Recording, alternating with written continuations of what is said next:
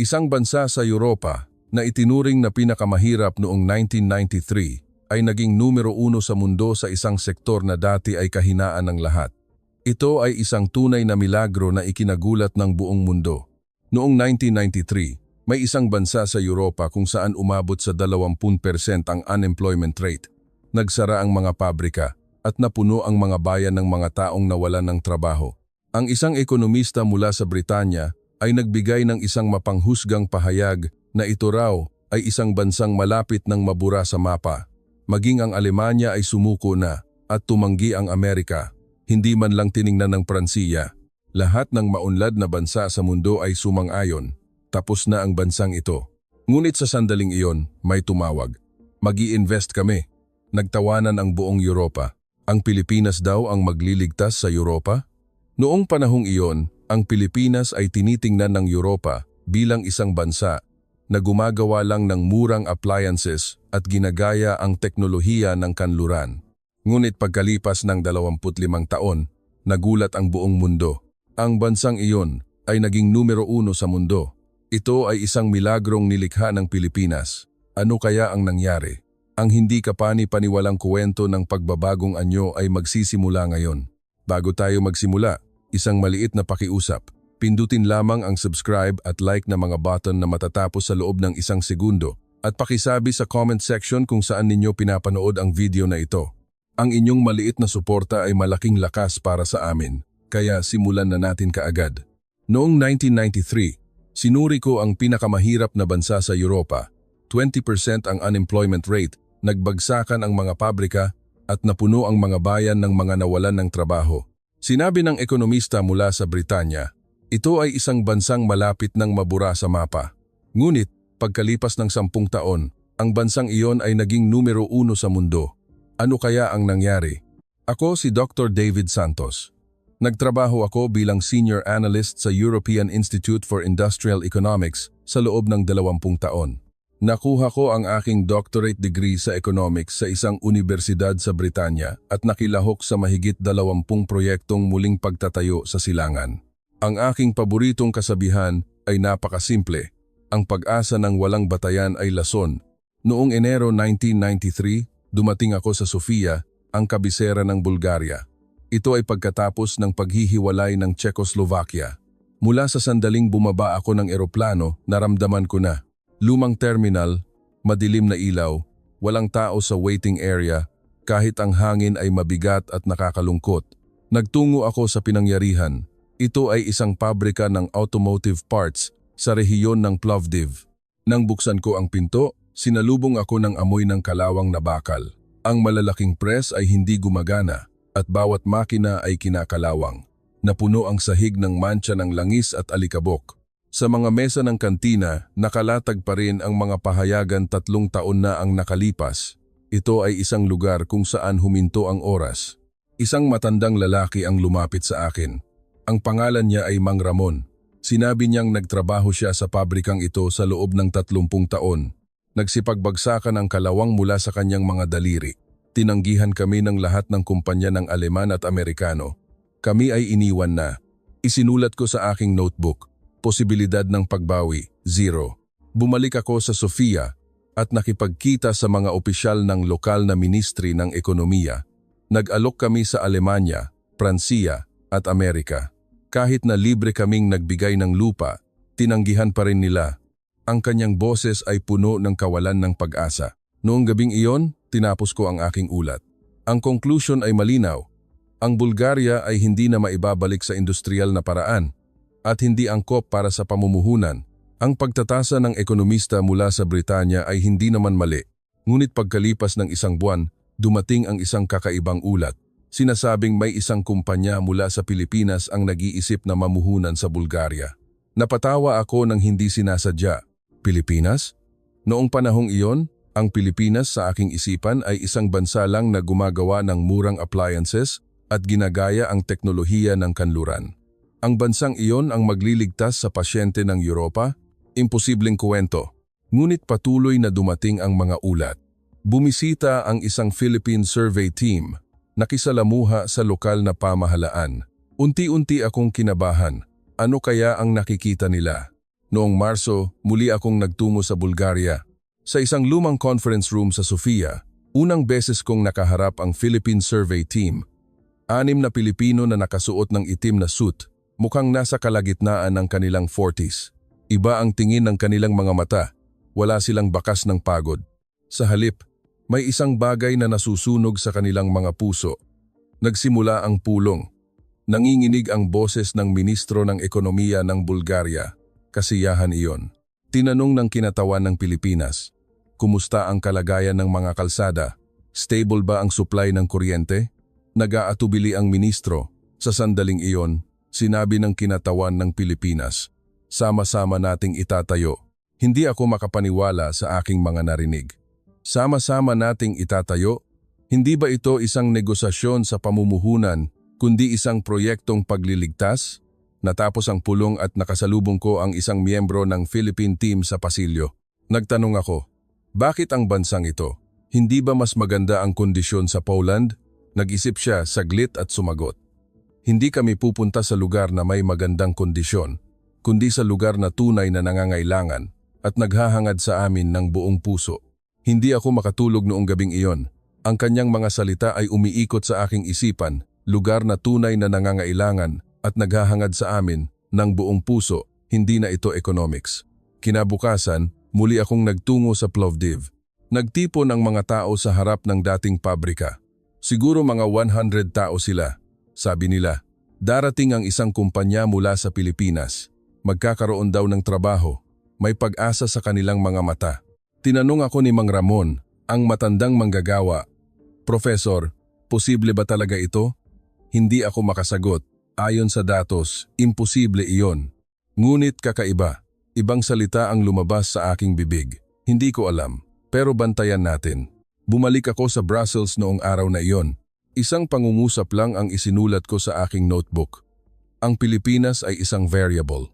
Hindi ko maintindihan, ngunit hindi ko rin maaaring balewalain. Hindi ko alam kung ano ang mangyayari. Ngunit isang bagay ang sigurado, may nagsimula.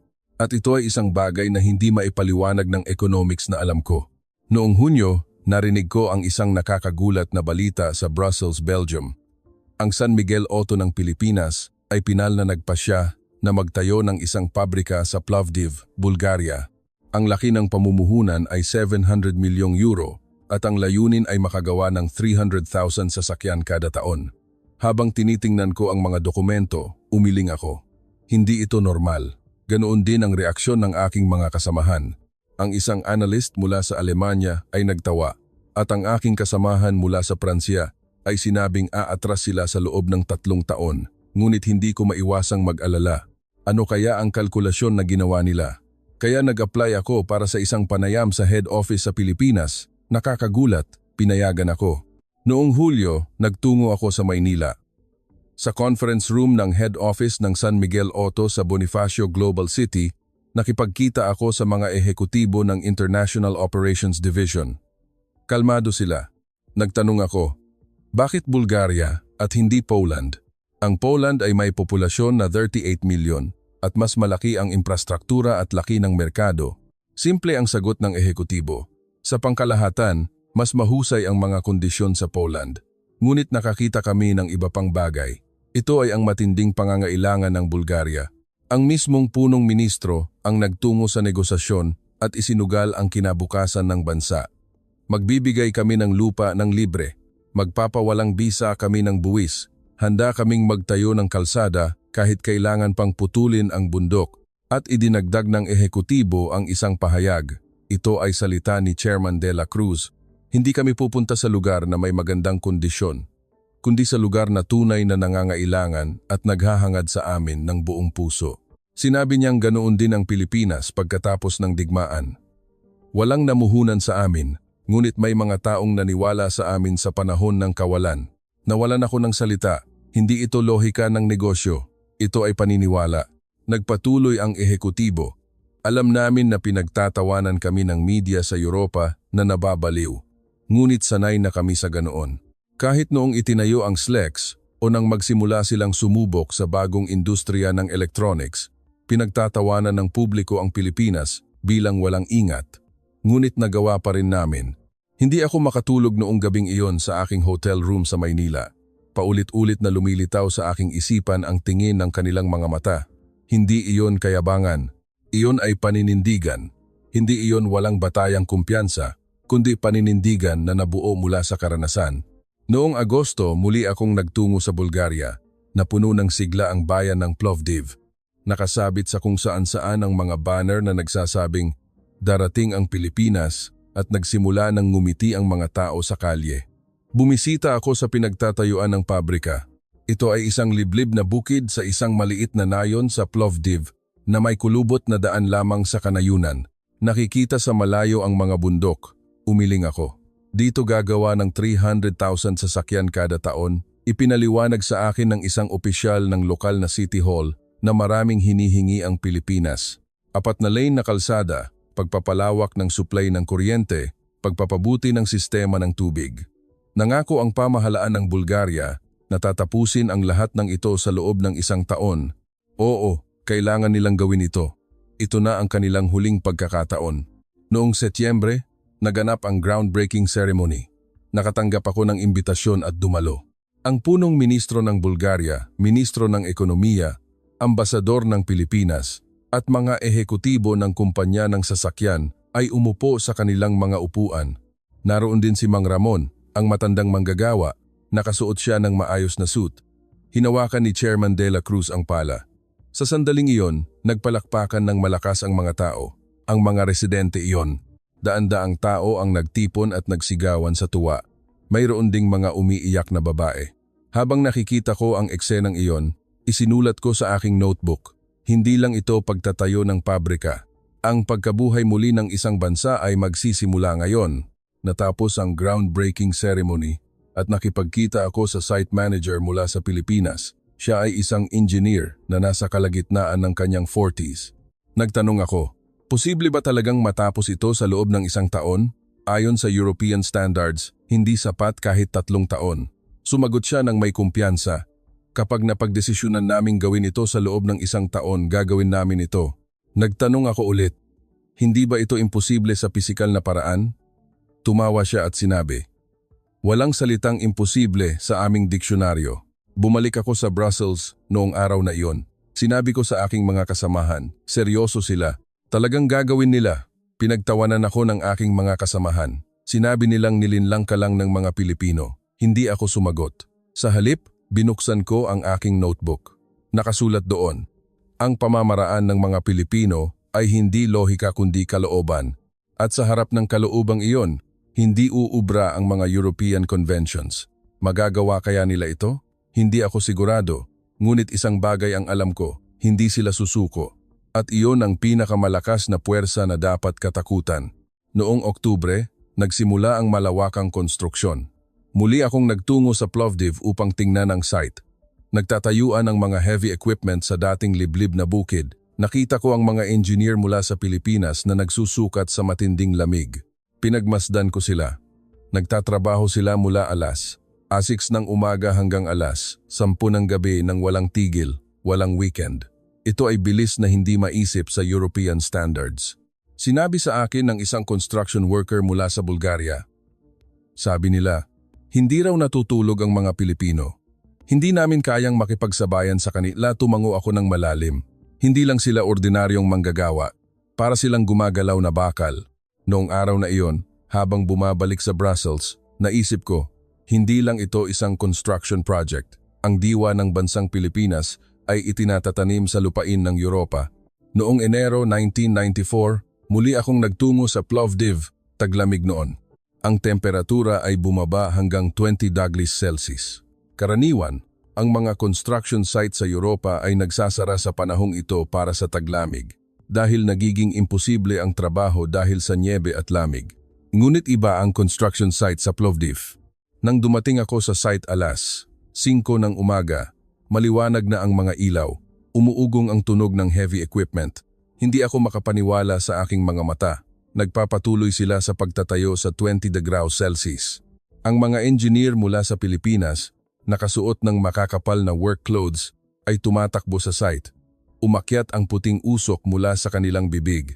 Ang mga manggagawa mula sa Bulgaria ay nagtatrabaho rin kasama nila. Nagbago na rin ang kanilang mga ekspresyon. Nawala ang bakas ng kawalan ng pag-asa na nakita ko 3 buwan na ang nakalipas at may ibang bagay na pumalit doon. Nagpunta ako sa site manager. Nagkalat siya ng blueprints sa isang opisina sa loob ng container. Nagtanong ako, paano ninyo ipinagpapatuloy ang konstruksyon sa ganitong lamig? Maikli siyang sumagot. Kung titigil kami dito, hindi namin matutugunan ang schedule. Kailangan naming tuparin ang aming pangako. Tiningnan ko ang site. Malalaking istrukturang bakal ang sunod-sunod na ina-assemble. Sa lugar na dating liblib na bukid 3 buwan na ang nakalipas, nagsisimula nang lumabas ang balangkas ng pabrika. Isinulat ko sa aking notebook, hindi ito construction, ito ay digmaan. Isang digmaan laban sa oras. Noong Pebrero, dumating ang isang nakakagulat na balita. Sasama raw ang mga partner company mula sa Pilipinas. Maraming kumpanya tulad ng Transco, E-Power Pilipinas, at mga kumpanya ng Pilipino. Magtatayo din daw sila ng mga pabrika sa paligid ng Plovdiv. Hindi ko maintindihan. Isang car manufacturer lang ay isang malaking peligro na tapos sasama pa ang mga partner company? Hindi ito normal na desisyon sa negosyo. Nakipagkita ako sa isang kinatawan ng Transco. Ipinaliwanag niya, kung pupunta ang parent company, pupunta rin kami. Iyan ang paraan ng industriya ng Pilipinas. Sa sandaling iyon, sa wakas ay napagtanto ko, ang dala nila ay hindi lang isang pabrika. Ito ay isang buong ecosystem ng industriya. Mula sa supply ng piyesa, logistic, hanggang sa quality control, inilalabas nila ang sistema na gumagana sa Pilipinas. Noong Marso, tuluyang nagbago ang nayon ng Plovdiv. Nagsimula namang magtayo ng mga billboard ng mga kumpanya ng Pilipino sa kung saan-saan. Mayroong mga restaurant na may pagkaing Pilipino at nagbukas ang mga tindahan na nagbebenta ng mga sangkap ng Pilipinas. Ang buong nayon ay naging isang industrial park. Muli kong nakita si Mang Ramon, ang matandang manggagawa. Nagtatrabaho na siya ngayon sa construction site ng pabrika ng sasakyan. Siya ay isang safety assistant. Nagbalik ang sigla sa kanyang mukha. Sinabi niya, sa loob ng 30 taon, ito ang unang beses na nakakita ako ng hinaharap. Mayroon na akong maiiwan para sa aking apo. Noong Mayo, nakita ko ang isang nakakagulat na eksena. Natapos ang balangkas ng gusali ng pabrika. 8 buwan lang simula nang magsimula ang konstruksyon. Ito ay bilis na hindi maisip sa European standards. Dahil ang isang pabrika ng Aleman na itinayo sa Czech Republic ay tumagal ng 1.5 taon para sa balangkas lang. Habang naglalakad sa site, naisip ko, ano kaya ang nagtutulak sa mga taong ito? Hindi ito maipaliwanag ng pera lang. Hindi rin ito karangalan. May isang bagay na mas malalim ang nagtutulak sa kanila. Noong Hulyo, sa wakas ay nagsimula ang pag-install ng unang production line. Dinala ang mga kagamitan na dinala sa pamamagitan ng barko mula sa Pilipinas. Malalaking press machine, welding robot, painting equipment. Huminga ako ng malalim habang nakikita ang eksenang iyon. Sinabi sa akin ng isang technician mula sa Bulgaria, marami talaga kaming natututunan mula sa mga Pilipino. Iba talaga ang kanilang pamamaraan. Ang gagawin namin ito ay parang kanilang kasabihan.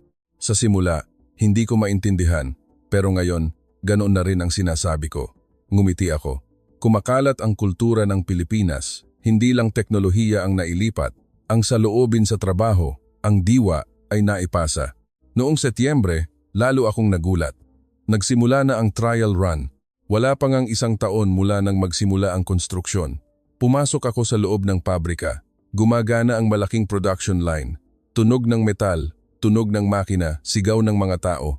At sa sandaling iyon, ang unang sasakyan ay lumabas mula sa production line. Isang kulay pilak na sedan. Umugong ang tunog ng makina. Lubos na gumalaw ang tunog na iyon sa aking puso. Hindi lang ito tunog ng makina. Ito ang tunog ng puso ng isang bansa na muling tumibok. Nagpalakpakan ang mga empleyado mula sa Bulgaria. May ilan ding umiiyak. Nagyakapan din ang mga engineer mula sa Pilipinas sa tuwa. Habang nakikita ko ang eksenang iyon, isinulat ko sa aking notebook. Ang milagro ay hindi nagsisimula sa tunog ng pagsabog kundi sa tunog ng makina. Hindi ako bumalik sa Brussels noong gabing iyon. Nagstay ako sa Plovdiv. Mula sa bintana ng hotel, nakikita ko ang ilaw ng pabrika. Gumagana ito 24 oras. Sa unang pagkakataon, umamin ako. Nagkamali ako. Ginagawa ng Pilipinas ang imposible. Sa simula ng 1995, narinig ko ang hindi inaasahang balita. May problema raw sa kalidad sa pabrika ng sasakyan sa Bulgaria. Ang rate ng depekto ng mga sasakyang ginawa sa simula ay lumampas sa 30%. Tumango ako ng malalim. Ayon nga, ito ang kapalit ng pagpaprioritize sa bilis. Nag-ingay ang European media. Iniulat ng isang ekonomista mula sa Britanya na ito ay ang limitasyon ng mabilis na proseso ng estilo ng Pilipinas. Mas diretso ang balita ng Aleman. Ang pagpasok ng Pilipinas sa Europa ay magtatapos sa kabiguan. Sinabi sa akin ng aking mga kasamahan sa opisina sa Brussels, "Kita mo na, ito ang kapalaran." Hindi ako sumalungat. Dahil tama sila ayon sa datos. Ngunit nag-alala ako. Paano kaya tutugon ang mga Pilipino dito? Noong Marso, muli akong nagtungo sa Plovdiv. Mabigat ang atmosfera sa pabrika. Kumalat ang pag-aalala sa mga empleyado mula sa Bulgaria. Umalis ang ilang lokal na technician. Ang dahilan ay masyadong mabilis daw ang bilis ng trabaho ng estilo ng Pilipinas. Hindi raw ito akma sa aming kultura. May mga palatandaan din ng paghaharap ng mga manggagawa at pamunuan. Naglakad ako sa loob ng pabrika. Nakatigil ang production line. Ang mga engineer mula sa Pilipinas ay sinuri ang bawat depektibong sasakyan. Madilim ang kanilang mga ekspresyon, ngunit iba ang tingin ng kanilang mga mata. Hindi sila sumusuko. Noong Abril, dumating ang isang emergency dispatch team mula sa head office sa Pilipinas. 20 eksperto sa quality control. Pinagmasdan ko sila. Sinimulan nilang magtrabaho mula mismo sa gabing dumating sila. 2:00 ng madaling araw, nang dumaan ako sa harap ng pabrika, nakita kong bukas ang mga ilaw. Nang pumasok ako, nakita ko ang mga engineer mula sa Pilipinas na nagbabaklas ng production line. Sinuri nila ang bawat isa, sinukat at itinala. Nagtatrabaho sila ng walang tigil. Nagtanong ako sa isang engineer, "Bakit ninyo ginagawa ito?" Maikli siyang sumagot, "Kailangan naming tuparin ang aming pangako dahil naniwala sa amin ang mga tao sa Bulgaria." Mula Mayo, nagsimulang magpakita ng pagbabago. Nagsimulang bumaba ang rate ng depekto mula 30% hanggang 20% at pagkatapos ay 10%. Noong Hunyo, bumaba ito sa 5%. Noong Hulyo, naitala ang 3% na depekto. Mas mababa pa ito kaysa sa average ng Europa. Hindi ko maitago ang aking pagkabigla. Paano kaya nila nagawa iyon? Nakipagkita ako sa team leader ng quality control. Ipinaliwanag niya, "Hindi lang namin inayos ang problema, kundi binago namin ang sistema." Sinabi niyang ipinadala nila ang mga empleyado mula sa Bulgaria sa Pilipinas para sa retraining. At isa pang mahalagang bagay ang sinabi niya sa akin, ang mga manager mula sa Pilipinas ay direktang nagtrabaho sa site. Sinabi niyang hindi lang sila umupo sa harap ng mesa at nagbigay ng utos, kundi pinagpawisan silang kasama nila. Iyon ang nagpakilos sa puso ng mga empleyado mula sa Bulgaria. Nang marinig ko ang mga salitang iyon, naisip ko, hindi ito problema sa teknolohiya, problema ito sa tiwala. Noong Agosto, nasaksihan ko ang isang nakakagulat na eksena. Ang mga technician mula sa Bulgaria na umalis sa kumpanya ay bumalik. Sinabi ng isang technician, "Nalaman namin na seryoso ang mga Pilipino. Hindi nila kami iniwan, bumalik sa normal ang produksyon." Ang pabrika ay muling nagsimulang gumana 24 oras. Bumisita ako sa pabrika sa hating gabi para itong isang malaking puso na malakas na tumitibok. Tunog ng metal, tunog ng makina, sigaw ng mga tao. Isinulat ko sa aking notebook noong araw na iyon. Hindi nilutas ng Pilipinas ang imposible. Sa halip, tinanggihan nito ang mismong konsepto ng imposible. Para sa kanila, ang krisis ay hindi katapusan kundi isang bagong simula. Noong Setyembre, nagsimulang magbago ang tono ng European media.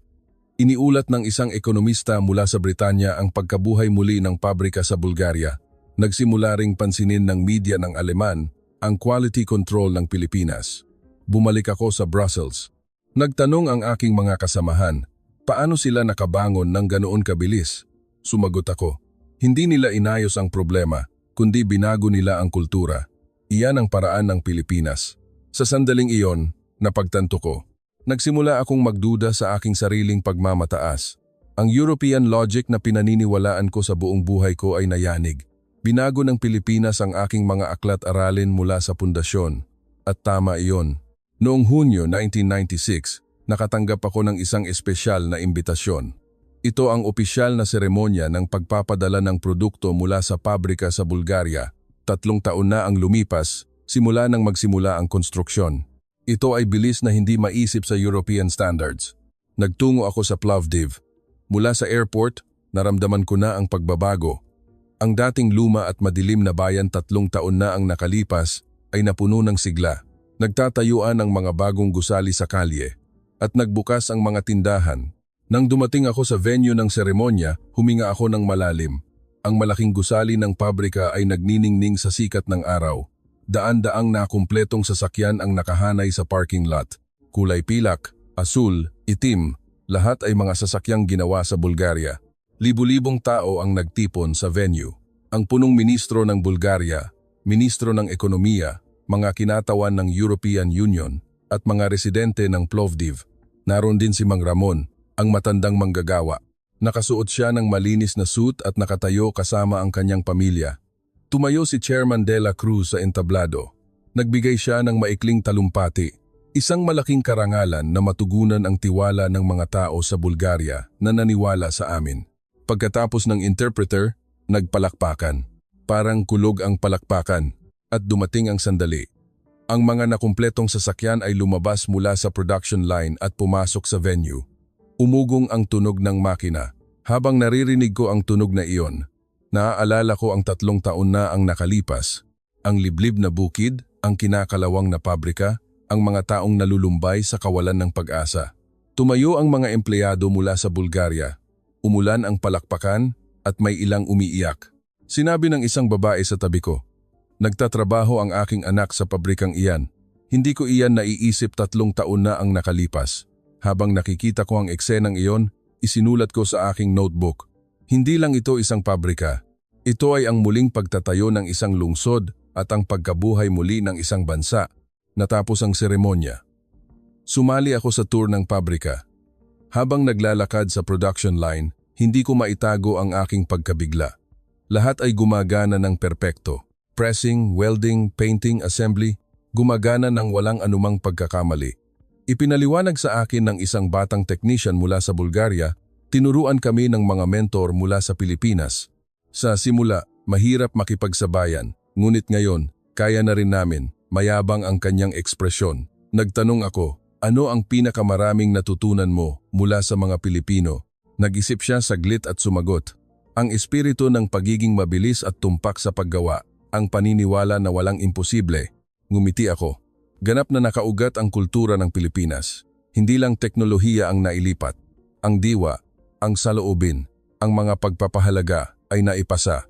Noong Hulyo, inilabas ang nakakagulat na datos. Bumaba ang unemployment rate sa Plovdiv sa 5%. 3 taon na ang nakalipas, 20% iyon.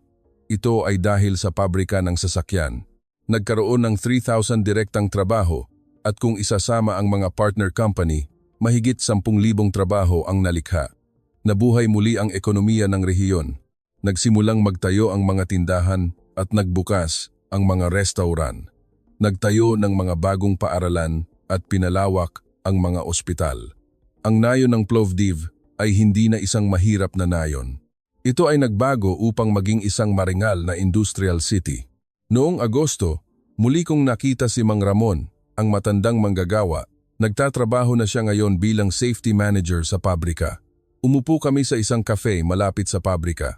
Isang cafe na wala roon 3 taon na ang nakalipas. Sinabi ni Mang Ramon, "Niligtas kami ng Pilipinas. Nang iwan kami ng Europa, inabot ng Pilipinas ang tulong. Nanginginig ang kanyang boses. Ang aking apo ay malapit nang pumasok sa kolehiyo. Gusto raw niyang maging engineer." Nang marinig ko ang mga salitang iyon, naramdaman ko ang init sa aking puso. Hindi lang ito tagumpay sa ekonomiya, nabago ang buhay ng mga tao, nagkaroon ng kinabukasan. Noong Setyembre, naglabas ng pahayag ang pamahalaan ng Bulgaria na itala raw ang 7% growth rate ng gross domestic product ng rehiyon. Higit doble ito sa pambansang average. Nagsimulang pansinin ng European media ng sabay-sabay. Naglabas ang isang ekonomista mula sa Britanya ng isang feature article.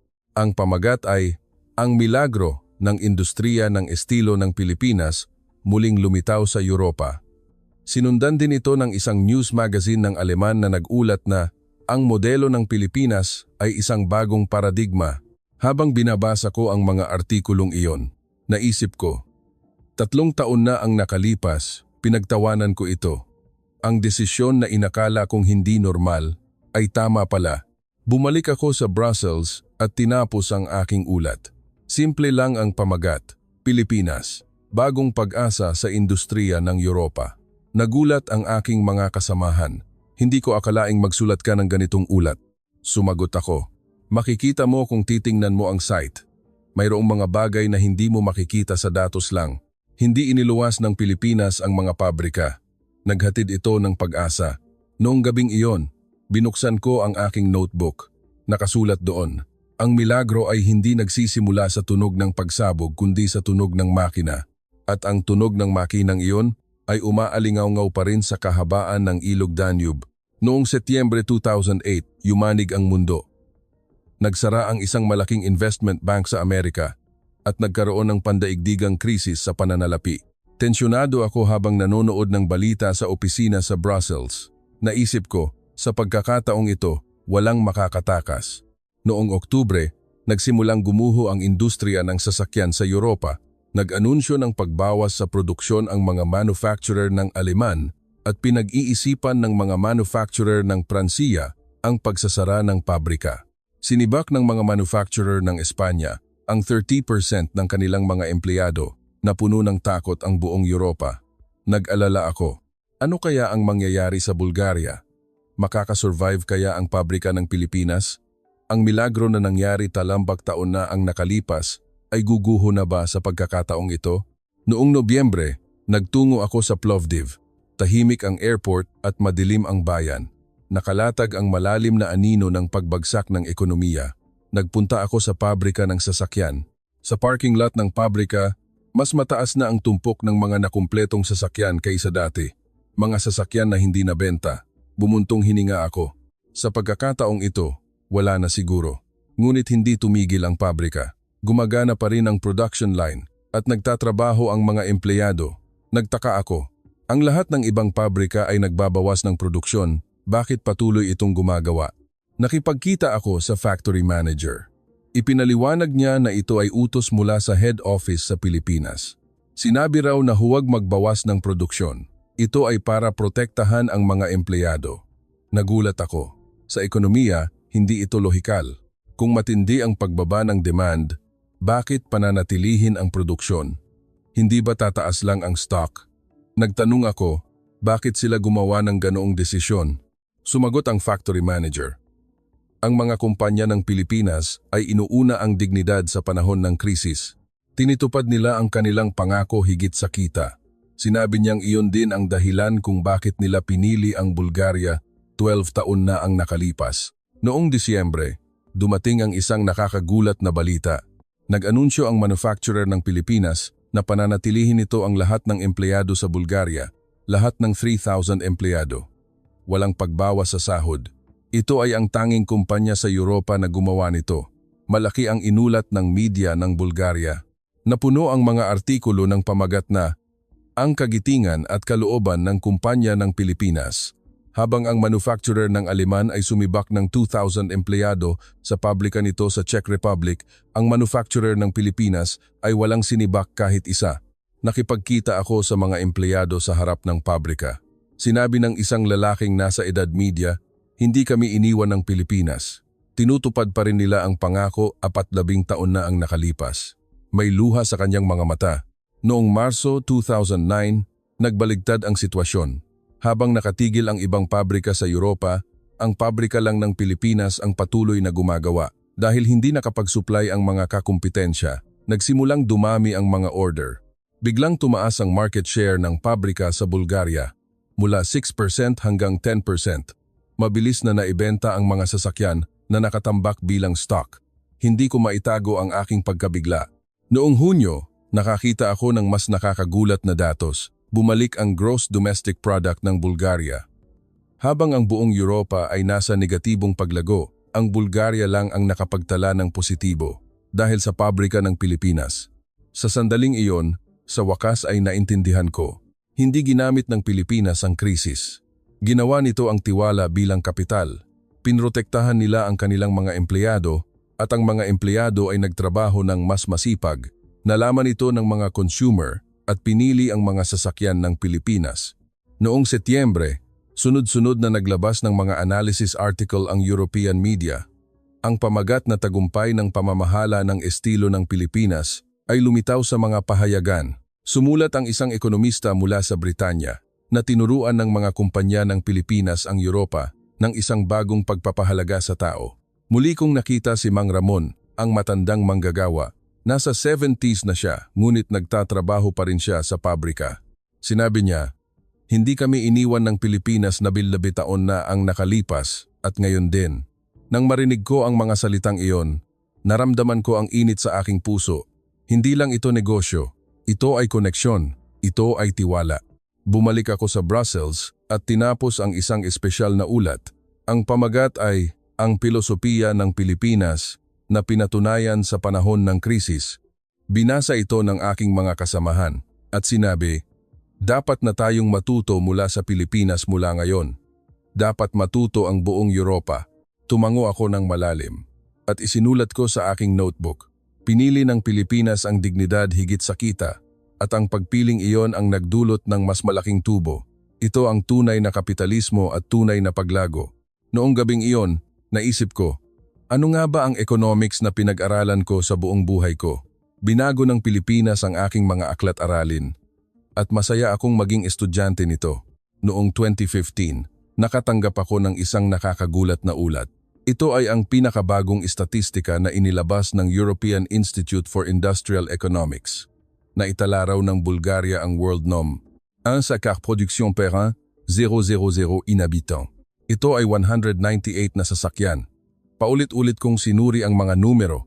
Hindi Alemanya, hindi Amerika, kundi Bulgaria. Ang bansang iyon na tinawag na pasyente ng Europa, 21 taon na ang nakalipas. Sinuri ko ng detalyado ang datos. Gumagawa ang pabrika ng Pilipinas ng 300,000 sasakyan kada taon, ang pabrika ng Aleman ay 400,000, at ang pabrika ng Pransiya ay 300,000. Sa isang maliit na bansa na may populasyon na 5 milyon, gumagawa sila ng mahigit 1 milyong sasakyan kada taon. Huminga ako ng malalim habang tinitingnan ang graph. Nalampasan nila ang Alemanya, nalampasan ang Amerika, nalampasan ang mundo. Sa loob lang ng 22 taon. Isinulat ko sa aking notebook, hindi ako makapaniwala, ang pasyente ng Europa ay naging puso ng mundo. Noong Hunyo, muli akong nagtungo sa Plovdiv. Ito ang aking unang pagbisita sa loob ng 22 taon. Mula pa lang sa airport, nagulat na ako. Ang dating luma at madilim na terminal ay nagbago na sa isang modernong gusali at isang 4 na lane na expressway ang umaabot hanggang sa syudad. Ganap na nagbago ang Plovdiv. Ang dating madilim at malungkot na cityscape 22 taon na ang nakalipas ay maliwanag at masigla na. Nagtayo ng mga modernong shopping mall at naglinya ang mga cafe at restaurant. Ang mga kabataan ay naglalakad sa kalye ng may ngiti. Nagpunta ako sa nayon ng Plovdiv. Ang lugar na dating liblib na bukid, 22 taon na ang nakalipas ay nagbago na sa isang malaking industrial complex. Dose-dose ng gusali ng partner companies ang nakahanay sa paligid ng pabrika ng Pilipinas.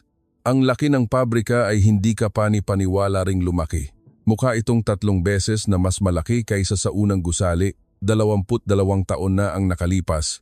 Libu-libong na kumpletong sasakyan ang nakahanay ng walang espasyo sa parking lot at patuloy na lumalabas-masok ang malalaking trailer. Nag-apply ako para sa tour ng pabrika. Pagpasok ko, sumalubong sa akin ang mga state-of-the-art na kagamitan, automation ng robot, smart process system, environment-friendly painting equipment. Ibang-iba ito sa pabrika na nakita ko 22 taon na ang nakalipas. Ipinaliwanag sa akin ng isang batang engineer mula sa Bulgaria. Ang pabrikang ito ay isa sa mga pinaka-epektibong pabrika sa pandaigdigang network. Sinabi niyang binibisita pa ito ng head office sa Pilipinas. Hindi ko maitago ang aking pagkabigla. Ang bansang dating nangangailangan ng pagtuturo ay ngayon na ang nagtuturo. Mayabang na sumagot ang engineer, natuto kami mula sa Pilipinas at ngayon kaya na rin namin. Bumisita ako sa lokal na Universidad ng Teknolohiya, isang paaralan na wala roon 22 taon na ang nakalipas. Pinagbabaklas ng mga estudyante ng automotive engineering ang mga makina sa laboratorio. Sinabi ng propesor, halos lahat ng nagtapos ay nakakahanap ng trabaho sa mga manufacturer ng Pilipinas o sa mga partner company. 95% ang employment rate. Nagtanong ako sa isang estudyante, bakit mo pinili ang automotive engineering? Tumawa siya at sumagot, nagtatrabaho ang aking lolo sa pabrika at nagtatrabaho rin ang aking ama sa pabrika. Siyempre, doon din ako magtatrabaho. Nang marinig ko ang mga salitang iyon, napangiti ako. Hindi lang ito isang pabrika. Ito ay naging isang tradisyon na naipasa sa henerasyon. Ang buhay ng isang pamilya ay naging identidad ng isang lungsod. Hinanap ko si Mang Ramon, ang matandang manggagawa, ngunit narinig kong sumakabilang buhay na siya. Sa halip, nakipagkita ako sa kanyang anak. Ang anak niya ay production team leader sa pabrika. Sinabi niyang nasa 3 taon na ang apo niya sa kolehiyo.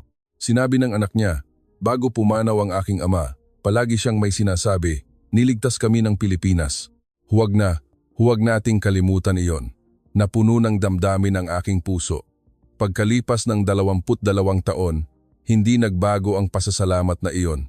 Naipasa ito sa henerasyon. Umakyat ako sa bubong ng pabrika.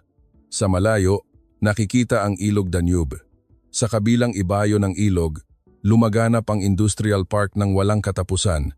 Ibang-iba ito sa tanawin na nakita ko 22 taon na ang nakalipas. Binuksan ko ang aking notebook at isinulat ko. Nakita ko mismo ang milagro ng Pilipinas na nag-replicate bilang milagro ng Danube. Hindi lang pabrika ang itinayo ng Pilipinas. Ito ay ang dangal ng isang bansa. Bumalik ako sa Brussels at tinapos ang isang espesyal na ulat. Ang pamagat ay ang milagro ng Bulgaria at ang Pilipinas sa puso nito. Ipinamahagi ito sa mga pamahalaan ng iba't ibang bansa sa Europa at pinansin din ng media. May tumawag mula sa Ministry ng Ekonomiya ng Aleman. Gusto naming pag-aralan ang modelo ng Pilipinas. Gusto namin ng payo, ganoon din sa Pransiya. Nagsimulang matuto ang Europa mula sa Pilipinas. Noong gabing iyon, naisip ko, 22 taon na ang nakalipas, pinagtawanan ko ito. Ang desisyon na inakala kong hindi normal ay nagbabago na ngayon sa buong Europa. Noong 2018, inimbitahan ako sa International Industrial Forum. Ang lokasyon ay Geneva, Switzerland. Ang tema ay bagong paradigma ng pandaigdigang kooperasyong industrial. Napili ako bilang keynote speaker. Bago tumayo sa entablado, sinuri kong muli ang mga materyales. Puro nakakagulat na datos. Ang milagro na ginawa ng Pilipinas sa Bulgaria ay kumalat na ngayon sa iba't ibang bahagi ng mundo. Sa Vietnam, nagtayo ang Sony ng malaking industrial complex sa hilagang rehiyon. Umabot ito sa 25% ng kabuuang export ng Vietnam. Ang isang kumpanya ay sumusuporta sa ekonomiya ng isang bansa. Sa Poland, itinayo ang pabrika ng baterya ng Panasonic at ang rehiyong iyon ay naging sentro ng industriya ng baterya ng Europa. Pumasok din ang industriya ng depensa ng Pilipinas. Ang mga armored vehicle at kagamitan ng Philippine Army ay naging pangunahing armas ng Polish Army sa United Arab Emirates. Natapos ang infrastructure construction sa pamamagitan ng teknolohiya ng Pilipinas. Lumikha sila ng enerhiya sa gitna ng disyerto at binago ang mapa ng gitnang silangan. Tumayo ako sa entablado. Nakaupo sa audience ang mga kinatawan mula sa mahigit 50 bansa.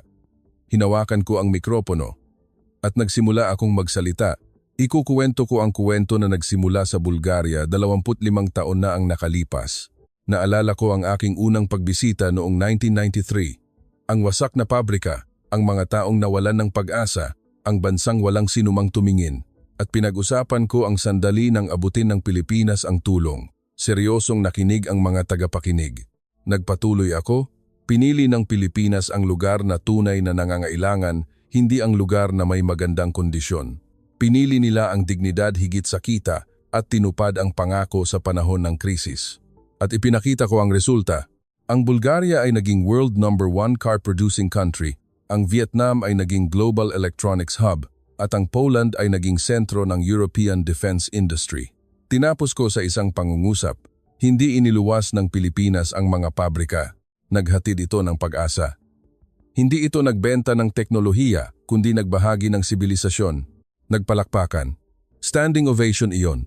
Sa sandaling iyon, Naaalala ko ang 25 taon na ang nakalipas. Pinagtatawanan ako ng aking mga kasamahan. Noong panahong iyon, sinasabing hindi normal ang Pilipinas. Noong panahong iyon, natapos ang aking presentasyon at lumapit ang mga kinatawan ng iba't ibang bansa. Nagtanong ang ministro ng ekonomiya ng Rwanda sa Africa, paano namin mahihikayat ang mga kumpanya ng Pilipinas? Gusto rin naming maging katulad ng Bulgaria. Sumagot ako, ipahayag ninyo ang inyong taos-pusong hangarin. Ang Pilipinas ay isang bansa na tumutugon sa sinseridad higit sa mga kondisyon. At idinagdag ko, tulad ng Bulgaria 25 taon na ang nakalipas. Sa dinner party, sinabi ng kinatawan ng Alemanya, dapat matuto din ng Alemanya mula sa modelo ng Pilipinas. Ang pamamahala ng Aleman na naghahangad lang ng kahusayan ay humaharap sa limitasyon. Tumango ng malalim ang kinatawan ng Pransiya. Habang nakikita ko ang eksenang iyon, malalim ang aking iniisip. 25 taon na ang nakalipas, tiningnan ng Europa ang Pilipinas ng may pagmamaliit, ngunit ngayon, tinitingnan na nila ang Pilipinas bilang isang guro. Natapos ang forum, at muli akong nagtungo sa Plovdiv. Gusto kong saksihan mismo ang 25 taong kasaysayan. Nang tumayo ako sa harap ng pabrika, nakita ko ang malaking watawat ng Pilipinas na kumakaway sa hangin. Habang pinagmamasdan ko ang watawat na iyon, naramdaman ko ang init sa aking mga mata. 25 taon na ang nakalipas, nang unang tumayo ako sa lugar na ito, nag-alinlangan ako. Ano ang kayang gawin ng Pilipinas? Hindi nila kayang iligtas ang pasyente ng Europa. Pinagtawanan ko sila. Ngunit nagkamali ako. Nagawa ng Pilipinas. Ginawa nilang posible ang imposible, at ginawa nilang pag-asa ang kawalan ng pag-asa. Pinabango nila ang isang bansa, at ngayon, binabago na nila ang mundo. Naglakad ako sa tabi ng ilog Danube. Nagniningning ang ilog sa sikat ng araw. Mula sa malayo, naririnig ang tunog ng makina mula sa pabrika. Ang parehong tunog na naririnig ko 25 taon na ang nakalipas. Binuksan ko ang aking notebook. Isinulat ko ang huling pangungusap. Ang milagro ng Pilipinas ay hindi nagtapos bilang kuwento lang ng Pilipinas.